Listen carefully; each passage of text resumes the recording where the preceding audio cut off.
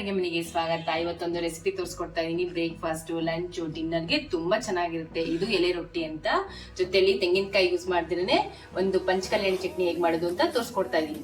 ಬನ್ನಿ ಹೇಗ್ ಮಾಡೋದು ನೋಡೋಣ. ನಮ್ ಚಾನೆಲ್ ನ ಫಸ್ಟ್ ಟೈಮ್ ನೋಡ್ತಿರೋರು ಸಬ್ಸ್ಕ್ರೈಬ್ ಮಾಡೋದ್ ಮರಿಬೇಡಿ. ಲೈಕ್ ಮಾಡಿ, ಶೇರ್ ಮಾಡಿ, ಕಮೆಂಟ್ ಮಾಡಿ. ನೋಡಿ ಎಷ್ಟು ಸಾಫ್ಟ್ ಆಗಿದೆ ನೋಡಿ. ಮುರಿದು ತೋರಿಸ್ತೀನಿ ನೋಡಿ ಎಷ್ಟು ಸಾಫ್ಟ್ ಆಗಿರುತ್ತೆ ಅಂತ ನೋಡಿ. ಚಟ್ನಿ ಜೊತೆ ತಿನ್ನಕ್ಕೆ ತುಂಬಾ ಚೆನ್ನಾಗಿರುತ್ತೆ. ಹೇಗಿತ್ತು ಅಂತ ಒಂದ್ಸರಿ ಟ್ರೈ ಮಾಡಿಬಿಟ್ಟು ಕಮೆಂಟ್ ಮಾಡಿ ತಿಳಿಸಿ ನೋಡಿ.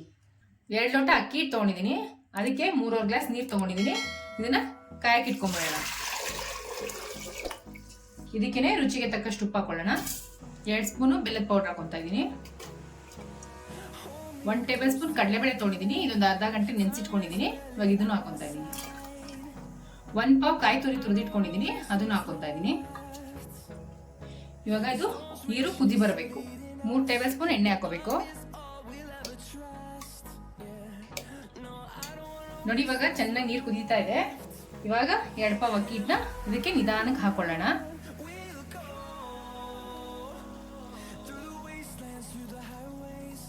ಸ್ಟವ್ ಸಿಮ್ ಮಾಡ್ಕೊಂಡ್ಬಿಡ್ಬೇಕು ನೋಡಿ. ಈ ತರ ಇದನ್ನ ಕಲಿಸ್ಬಾರ್ದು. ಇವಾಗ ಇದನ್ನ ಸಿಮ್ಮಲ್ಲೇ 4 ಗಂಟೆ ಬೇಯಿಸ್ಕೋಬೇಕು. ಇದು ಬೇಯಿಸೋದಕ್ಕೆ ಒಂದು ವಿಭಿನ್ನವಾದ ಚಟ್ನಿ ಮಾಡೋದು ಹೇಗೆ ಅಂತ ತೋರಿಸ್ಕೊಡ್ತಾ ಇದ್ದೀನಿ. ಮಾಮೂಲಿಯಾಗಿ ನೀವು ಕಾಯಿ ಚಟ್ನಿ, ಟೊಮೆಟೊ ಚಟ್ನಿ, ಈರುಳ್ಳಿ ಚಟ್ನಿ ಹೇಗೆ ಮಾಡೋದು ಅಂತ ನೋಡಿರ್ತೀರಾ. ಇದು ಒಂದು ಹೊಸ ಥರ ಚಟ್ನಿ ಹೇಗೆ ಮಾಡೋದು ಅಂತ ಬನ್ನಿ ಹೇಗೆ ಮಾಡೋದು ನೋಡೋಣ. ಚಟ್ನಿಗೆ ಒಂದೊಂದೇ ಪದಾರ್ಥಗಳು ಹಾಕೊಂಡ್ಬಿಡೋಣ. 4 ಟೇಬಲ್ ಸ್ಪೂನ್ ಹುರ್ಗಡ್ಲೆ ತೊಗೊಂಡಿದ್ದೀನಿ, ಅದು ಹಾಕೊತಾ ಇದ್ದೀನಿ.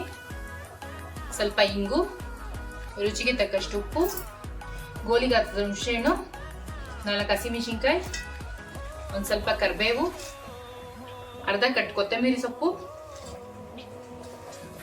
ಅರ್ಧ ಕಟ್ ಪುದೀನ ಸೊಪ್ಪು. ಇವಾಗ ಇದನ್ನೆಲ್ಲ ರುಬ್ಕೊಂಡ್ಬಿಡೋಣ ನೋಡಿ. ಚಟ್ನಿ ಅದಕ್ಕೆ ರುಬ್ಕೋಬೇಕು. ಇವಾಗ ಸರ್ವಿಂಗ್ ಬೌಲ್ಗೆ ಶಿಫ್ಟ್ ಮಾಡ್ಕೊಬಿಡೋಣ.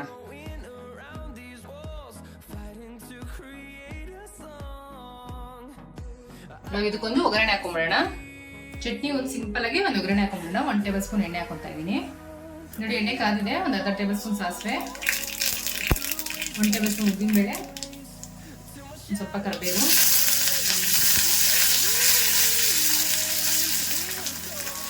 Stove off ಮಾಡ್ಕೊಂಬಿಡೋಣ. ಒಂದು ಸ್ವಲ್ಪ ಹಿಂಗು ಸ್ಟವ್ ಆಫ್ ಆದ್ಮೇಲೆ ಹಾಕೊಂತೀನಿ ನಾನು. ಫ್ಲೇವರ್ ಹಂಗೆ ಇರುತ್ತೆ. ಇವಾಗ ಒಗ್ಗರಣೆನ ಇದಕ್ಕೆ ಹಾಕೊಂಡ್ಬಿಡೋಣ.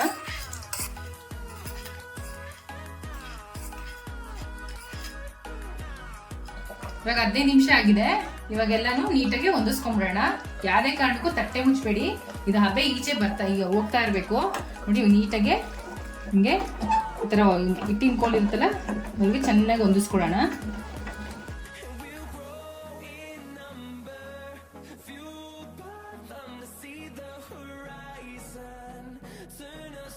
ನೋಡಿ ಗಂಟಿಲ್ದಿರಂಗೆ ಹೊಂದಿಸ್ಕೋಬೇಕು.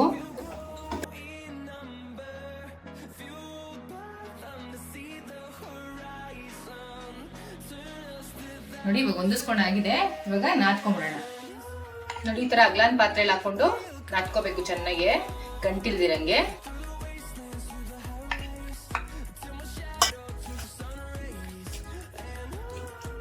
ನೋಡಿ ಸ್ವಲ್ಪನೇ ಹಾಕೊಂಡು ನಾದ್ಕೊಳ್ಳಿ, ಒಂದೇ ಸಲಿಗೆ ಆಗಲ್ಲ.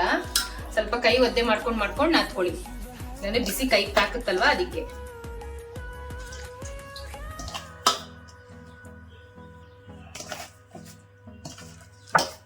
ನೋಡಿ ಬಿಸಿಲೇ ನಾದ್ಕೋಬೇಕು, ತಣ್ಣಗಾದ್ಮೇಲೆ ನಾದ್ಕೊಳಕ್ ಆಗಲ್ಲ. ಈ ತರ ನೋಡಿ ಬಿಸಿ ಇದ್ದಂಗೆ ಈ ತರ ನಾದ್ಕೊಂಡ್ಬಿಡ್ಬೇಕು.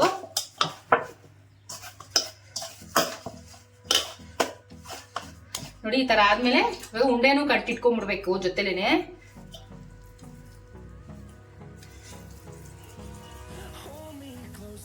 ನೋಡಿ ಇಷ್ಟಪ್ಪ ಉಂಡೆ ಕಟ್ಟಿಟ್ಕೊಂಡ್ಬಿಡ್ಬೇಕು ನೋಡಿ. ಈ ತರ ಉಂಡೆ ಮಾಡಿ ಇಟ್ಕೊಂಡಿದೀನಿ.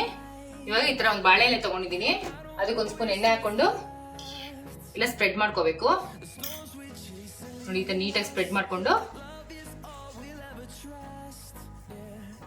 ಒಂದು ಉಂಡೆ ತಗೊಂಡು ಇದೊಂಚೂರು ಹಿಂಗ್ ಪ್ರೆಸ್ ಮಾಡ್ಕೊಂಡು ಈ ತರ ಲಟ್ಟಿಗೆ ಇರುತ್ತಲ್ಲ ಅದ್ರೊಳಗೆ ನಿಧಾನಕ್ಕೆ ಲಟ್ಟಿಸ್ಕೋಬೇಕು. ತುಂಬಾ ಪ್ರೆಸ್ ಮಾಡಬಾರ್ದು, ಲೈಟ್ ಆಗಿ ಪ್ರೆಸ್ ಮಾಡ್ಕೊಂಡು ಲಟ್ಟಿಸ್ಕೋಬೇಕು.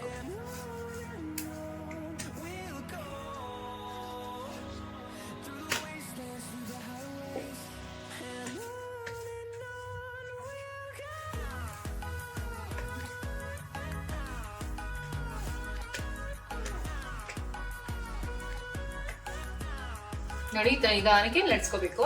ಬಾಳೆ ಎಲೆ ಮೇಲಾದ್ರೂ ಲಟ್ಸ್ಕೋಬಹುದು, ಇಲ್ಲಾಂದ್ರೆ ಕವರ್ ಸಿಗುತ್ತಲ್ಲ ಒಬ್ಬಟ್ಟು ತಟ್ಟೋದು ಅದ್ರೊಳಗಾದ್ರೂ ಲಟ್ಸ್ಕೋಬಹುದು.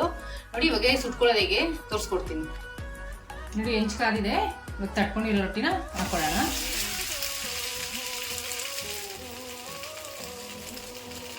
ಇದನ್ನ 2 ತರ ಸುಟ್ಕೋಬಹುದು. ಹೆಂಗ್ ಸುಟ್ಕೊಳ್ಳೋದು ಅಂತ ನಾನು ಮುಂದೆ ಕೇಳ್ತೀನಿ.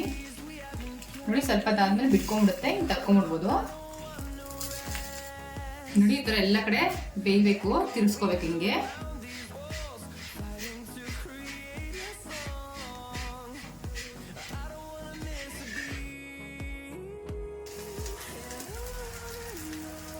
ನೋಡಿ ಈ ತರ ಸುಟ್ಕೊಂಡ್ರೆ ಮೇಲೆ ಒಂದ್ ಸೈಡ್ ಗರ್ಗರಿಯಾಗಿರುತ್ತೆ, ಇನ್ನೊಂದ್ ಸೈಡ್ ಮೆತ್ತಗಿರುತ್ತೆ. ಆ ತರ ಸುಟ್ಕೋಬಹುದು. ಇಲ್ಲಾಂದ್ರೆ 2 ಸೈಡ್ ಸುಟ್ಕೊಂಡು ಇದ್ರೆ ಅದು ಗರ್ಗರಿಯಾಗಿರುತ್ತೆ, ಆ ತರ ಸುಟ್ಕೊಂಡು ತಿನ್ಬೋದು. ನೋಡಿ ಇದಾಗಿದೆ, ತೆಗ್ದಿಟ್ಕೊಬೇಡ. ನೋಡಿ ಎಷ್ಟು ಸಾಫ್ಟ್ ಆಗಿದೆ. ನೋಡಿ ಮುರಿದು ತೋರಿಸ್ತೀನಿ ನೋಡಿ ಎಷ್ಟು ಸಾಫ್ಟ್ ಆಗಿರುತ್ತೆ ಅಂತ. ನೋಡಿ ಚಟ್ನಿ ಜೊತೆ ತಿನ್ನಕ್ಕೆ ತುಂಬಾ ಚೆನ್ನಾಗಿರುತ್ತೆ.